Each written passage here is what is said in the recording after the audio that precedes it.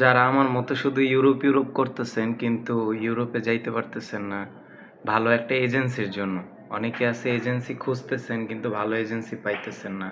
আবার অনেকে এজেন্সি পাইছেন কিন্তু বিশ্বস্ত না। যেমন আমার কথাই ভাবেন, আমার বাপে আমারে আরও 5 বছর আগ থেকে বলতেছে যে তুই সৌদি যা, নয় মালয়েশিয়া যা, কোনো একটা দেশে যা। কিন্তু শালার এই ইউরোপ ইউরোপ কইরা এমন একটা পর্যায়ে আসছি, ইউরোপ ছাড়া ভাই এখন আর মাথায় কিছু ঢুকে না, খালি ইউরোপের নেশাই মাথা নষ্ট। এখন ইউরোপে যেমনে হোক যাইতে হবে, কিন্তু কিভাবে যাব, কেমনে যাব, সেই বিষয় নিয়ে আজকে এই ভিডিও। তো চলেন শুরু করা যাক, বেশি ফাওয়া লাভ না পাইরা। দেখেন ভাই, মিডল ইস্টের দেশগুলা যদি আপনি যাইতে চান তো সেই ক্ষেত্রে আপনার জন্য আমি বলবো খুবই ইজি। বিভিন্ন এজেন্সি আছে, বিভিন্ন দালাল আছে, আপনার এমনভাবে কাজ করে দিবে আপনি 4 মাস 3 মাসের ভিতরে চলে যেতে পারবেন। কিন্তু ইউরোপ এমন একটা দেশ, যেই দেশে আপনার যাইতে হলে সর্বনিম্ন 1 বছর অপেক্ষা করতে হবে, কারো কারো 1.5 বছর, অনেকে 2 বছর অপেক্ষা করে। যেমন আমারটাই দেখেন না, আমি সেই ইতালিতে অ্যাপ্লাই করছি 2023 সালে। 2023, 24, 25, এখন 26 চলে। 3 বছর, 3 বছর বইসা রইছি, তারপরও ইতালির কোনো খবর নাই, এখন পর্যন্ত নাই। টাকা অবশ্য উঠায় নিয়ে আসছে, কি করার, উপায় তো নাই। এতদিন টাকা ফালায় রাখলে আমগো মতো গরিব পোলাপাইনের জীবন চলবো? এর কারণে উঠাই না সার্বিয়ার জন্য জমা দিলাম, সেখানেও কোনো খবর নাই। সেখানেও মার্শাল্লাহ দিলে সব কিছু হওয়ার পরেও কোনো খবর নাই। যাই হোক, আমি একটা ভিডিওতে সব কিছু বলছিলাম, উপরে একটা দেখেন থাম্বনেল দেওয়া আছে এখানে। ওই ভিডিওটা মোটামুটি 3000+ মানুষ দেখছে। যাই হোক, ওই ভিডিওতে অনেক ইমোশনাল হয়ে পড়ছিলাম, অত কথা না বলি। যাই হোক, মেইন প্রাসঙ্গিক যে কথাটা হলো কি, আপনারা নির্বাচন করবেন কিভাবে এজেন্সিগুলা, যে এই এজেন্সিটা ভালো, এজেন্সিটা খারাপ। আমি ভাই কোনো নির্দিষ্ট কোনো এজেন্সির নাম বলতে পারবো না আপনাদেরকে যে এই এজেন্সিতে গেলে আপনারা সাকসেস হবেন। কারণ বর্তমানে ভাই বাংলাদেশে এত পরিমাণে এজেন্সি, আনাচে কানাচে বহুত জায়গায় বহুত এজেন্সি আছে। যেমন আপনি যদি পল্টন এরিয়াতে যান, শুধুমাত্র পল্টন এরিয়ার কথা বলতেছে, পল্টন এরিয়াতে যদি যান, আপনি না হইলেও মিনিমাম 1000 খানেক এজেন্সি পাবেন, যেগুলার আরএল নাম্বার নাই। কিছু আছে আরএল নাম্বার আছে, আবার কিছু আছে আরএল নাম্বার নাই। তাইলে এই যে এজেন্সিগুলা, এরা কি কাজ করে? এরাও বিদেশে লোক পাঠায়, কিন্তু এরা নিজস্বভাবে লোক পাঠায় না, নিজে একদম সরাসরি কাজ করে না। এরা বিভিন্ন মাধ্যম ধরে কাজ করে। যেমন ধরেন, আপনি আমার কাছে আসছেন, আমি আবার আপনার কাজটা অন্য আরেকজনকে দিতেছি, এরকম সে আবার অন্য আরেকজনকে দিতেছে, এরকম ধাপে ধাপে কাজগুলো হয়। সেটা আমি আর আপনি সহজেই বিষয়টা ধরতে পারবো না, যেহেতু আমার নিজস্ব পরিচিত কিছু এজেন্সি আছে, ভাই ব্রাদার আছে। তো সেই ক্ষেত্রে তাদের মাধ্যমে আমি যতটুকু তথ্য পাই আপনাদের সামনে দেওয়ার চেষ্টা করি। তো আমার জানা মতে বর্তমানে যে এজেন্সিগুলো আছে ইউরোপ নিয়ে কাজ করে, আমি বলবো যে 100%-এর মধ্যে 60%ই মনে করেন ওরকম ভালো না, কাজ করতে পারে না, ওরা কাজ উঠাইতে পারে না। 40% যারা আছে টুকটাক, ওরা কাজ উঠাইতে পারে, ভালো পরিমাণ কাজ উঠাইতে পারে। অনেকে আছে দেখা গেছে 100 ফাইল নিলে অ্যাটলিস্ট 70টা ফাইলের কাজ করতে পারে, বাকি 30টা রিজেক্ট হয়। ভাই, ধানের মধ্যে যেমন চিটা থাকে, এরকম সব কিছুর ভিতরে চিটা থাকবে, এটাই স্বাভাবিক। 100টা ফাইল জমা নিছে, 30টা হবে না, এটাই স্বাভাবিক।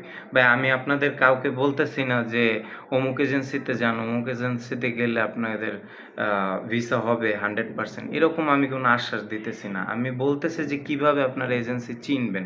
কারণ বাংলাদেশে এখন এত পরিমাণ এজেন্সি, আর মানুষ এত পরিমাণ কনফিউজড, কোন দেশে যাবে, কোন এজেন্সিতে জমা দিবে, এটা নিয়ে অনেক কনফিউজ। ভাই, আমি নিজে এই জিনিসটা নিয়ে ভুগছি। প্রথমত ভাই, কেউ আপনাকে কোনো এজেন্সির নাম বলবে না, এইটা ভাই আপনার নিজেরই খুঁজে নিতে হবে। কারণ আমি বা অন্য কেউ যদি আপনাকে সরাসরি এজেন্সির নাম বলি, সেক্ষেত্রে হবে কি, আপনি কোনো কারণে যদি কোনো ক্ষতির সম্মুখীন হন, সেক্ষেত্রে এটার দায়ভার কে নেবে বলেন? তো সেই জন্য কোনো ইউটিউবার বলেন বা কেউ আসলে সরাসরি কোনো এজেন্সির নাম বলে না। আমি বলবো যে আপনি ওই যে আরএল নাম্বারগুলো আছে না এজেন্সির, ওই আরএল নাম্বারগুলো দিয়ে সরাসরি এজেন্সির সাথে কন্ট্যাক্ট করে কথা বলতে পারেন। কারণ যাদের আরএল নাম্বার আছে তারা কখনো ভাই 2 নাম্বারই করে না সচরাচর। আপনি আরএল নাম্বারগুলো কোথায় পাবেন? আপনি বাংলাদেশের ওই যে প্রবাসী অ্যাপ আছে একটা, ওই অ্যাপসের ভিতরে ঢুকবেন, ঢুকলে ওইখানে দেখবেন যে সব আরএলগুলো লিস্ট আকারে দেওয়া আছে, কোন এজেন্সি আরএল নাম্বার, এবং আপনার ওইখানে যে আরএল নাম্বারগুলো অলরেডি ব্যান হয়ে গেছে, মানে যে এজেন্সিগুলা আরএল নাম্বার বাতিল হয়ে গেছে সরকারিভাবে, ওইগুলারও লাল লিস্ট করা আছে।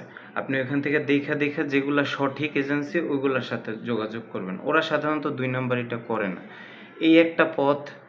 আর একটা দ্বিতীয় মাধ্যম হলো গিয়া, আপনার যদি পরিচিত কোনো কেউ থাকে, বন্ধু বান্ধব বলেন বা আত্মীয় স্বজন এমন কেউ আছে যারা দেশের বাইরে গেছে কোনো এজেন্সির মাধ্যমে, তাদের কাছে আপনি সরাসরি যাইতে পারেন।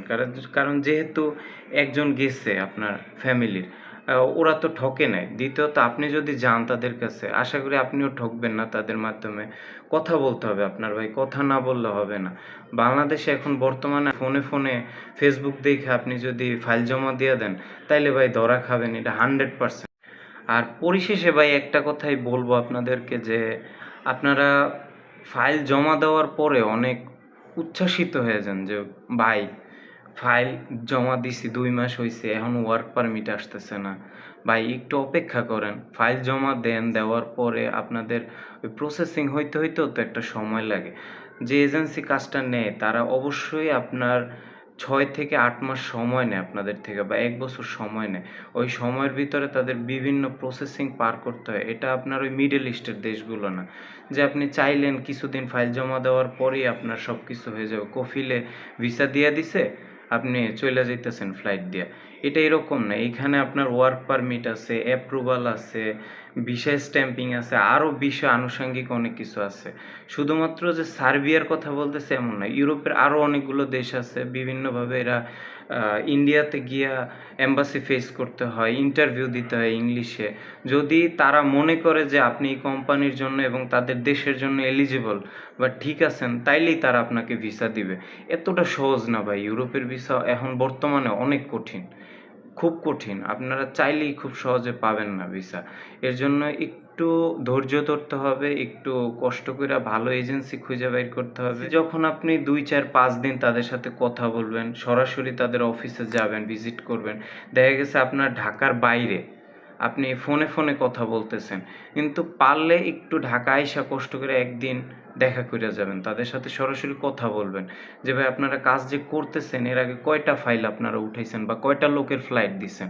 যদি আপনারা ফ্লাইট দিছেন সেটার একটা প্রুফ দেন, আমাদেরকে দেখান, বা সেই লোকগুলার সাথে আমাদের একটু কথা বলায় দেন। এরকম যদি আপনারা একটু কথা বইলা নিতে পারেন, আশা করি সেইখান থেকে একটা ভালো ফলাফল আপনারা পাবেন। কারণ পৃথিবীতে যে সবাই ভাই 2 নাম্বার এমন না।